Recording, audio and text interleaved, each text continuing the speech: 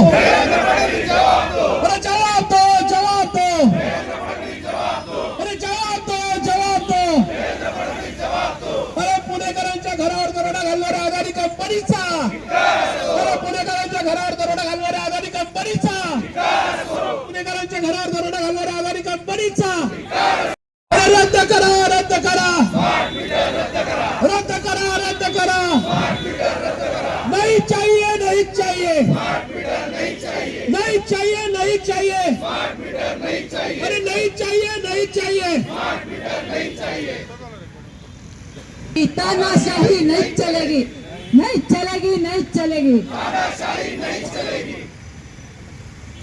पुण्यात नाही, महाराष्ट्रात नाही, तर देशभरामध्ये आपलं नाव लौकिक कमवला, आपला डंका नका या ठिकाणी वाजवला.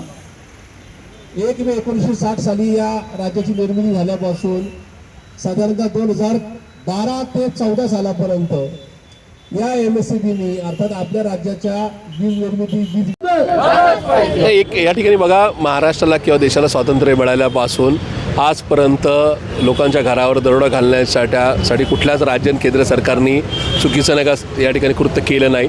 मात्र EVM मशीनपासून वेगवेगळ्या गोष्टींसाठी नरेंद्र मोदींना आणि देवेंद्र फडणवीसांना मदत करणाऱ्या अदानींना सातत्याने काही ना काही या ठिकाणी हा देश किंवा हे राज्य लुटण्याचं काम हे भाजप करत आहे. आणि त्या अनुषंगाने पुण्यामध्ये स्मार्ट मीटरची सक्ती केली जाते.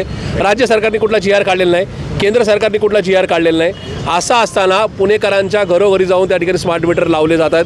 मुळात जुना मीटर आमचा खराब आहे का ते पहिले सांगा. पण जुना मीटर खराब नसताना सुद्धा नवीन मीटर नाही का हा स्मार्ट मीटर लावला जातो आहे. आताची नाही का वेगवेगळ्या झोपडपट्ट्यांमधली किंवा सामान्य नागरिक नाही का जे काय मध्यवर्गीयांची घरं आहेत तिथली परिस्थिती अशी आहे की 3 महिन्यापूर्वी 1200-1500 रुपये हे नाही का वीज बिल दर महिन्याला येत होतं. मागच्या 3 महिन्यापासून ते बिल 5,500-6,000 रुपये यायला लागले. तीच घर परिस्थिती अशी की मोठे फ्लॅटधारक किंवा बंगलेवाले आहेत त्यांच्या घरी साधारणतः 27,000 रुपये 30,000 रुपये बिल यायचं. ज्यांचं मोठं कॅम्पस आहे किंवा शोरूम किंवा गोडाऊन आहे त्यांना आता मागचे 3 महिने 70,000 80,000 रुपये बिल येते. हा एक प्रकारे दरोडा आहे. आणि त्याचबरोबर या सगळ्या कंपनीला अदानीला पहिल्यांदा म्हणजे इथं खूप सारे शेकडो लाखो वेंडर मागच्या 70 वर्षात आले पण कोणाला या कॅम्पस आतमध्ये ऑफिस दिलेलं नाही. इथं मात्र नरेंद्र मोदींच्या जावायला अदानींना गौतम अदानींना या ठिकाणी एक कार्यालय देण्यात आलेलं आहे. कॅम्पसमध्ये प्रायव्हेट कंपनीला ना का या ठिकाणी हे कार्यालय देण्यात आले.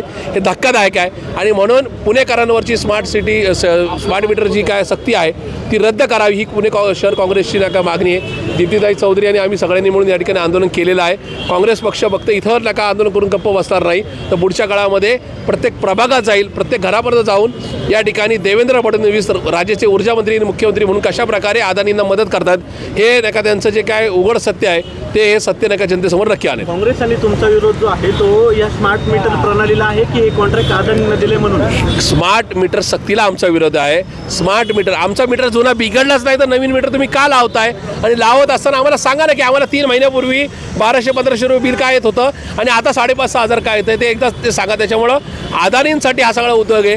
आणि अदानींना एकदा सी पोर्टपासून एअरपोर्ट दिलेत, आता लाईटचे मीटरपासून या ठिकाणी पाण्याच्या मीटरपासून सगळ्याच गोष्टी जर त्यांना दिल्या जाणार असतील तर मात्र हा देश कंगाल आणि नका या ठिकाणी एकूणच नका कडेलोटावर जाऊन पोचवल्याशिवाय या ठिकाणी भाजप गप्प बसणार नाही. हा कुठेतरी संदेश आहे आणि तो संदेश जनतेपर्यंत पोचवण्याचं काम आम्ही नक्की करू.